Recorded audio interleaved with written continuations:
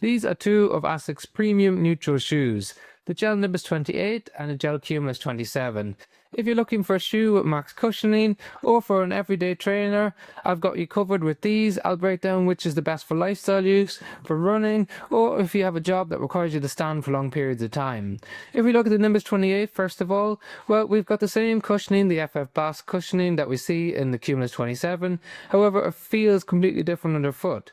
One of the key reasons for this is the amount of cushioning that you have. So there's 43.5 mils in the rear foot, and we've got 35.5 in the forefoot, giving you an 8 mil difference from the back to the front. And while we have an 8 mil difference in this Cumulus 27 as well, there's significantly less cushioning with 37.5 in the rear foot, 29.5 in the forefoot. So 6 mil less cushioning under your heel and your midfoot, and that makes a big difference in terms of the feel, but also the stiffness of the shoe. So you can see we've got a really flexible shoe in the Cumulus 27, whereas we've got quite a rigid shoe in the Nimbus 28. Now that adds extra protection to the forefoot for those of you who have sensitivity around the ball of the foot. However, with less cushioning and more flexibility, it gives you better ground contact feel. It also gives you a more stable shoe overall because you've got a slightly wider base in the Cumulus 27, lots of sole flare as well, where the sole comes out wider than where your foot sits in the shoe, and you've got some sidewalls around the heel. All of these factor in to make it more of a stable neutral shoe, whereas we've got a classic neutral in the Nimbus 27. However, where it really benefits is the geometry of the shoe. So you can see how the forefoot curves upward in the Nimbus 28 versus the flattened Cumulus 27.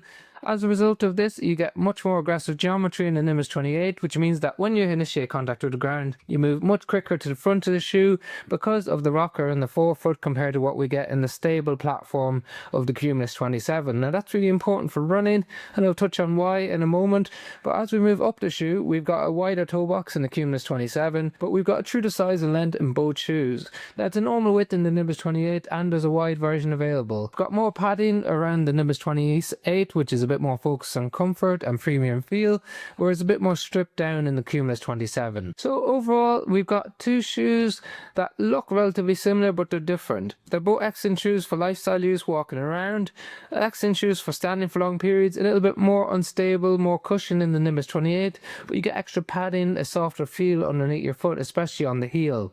When it comes to running, well, the Cumulus 27 is a shoe that we always recommend to beginner runners, entry-level runners, because it's stable, it does what it says in the tin, and you still get a nice comfort premium feel underneath your foot.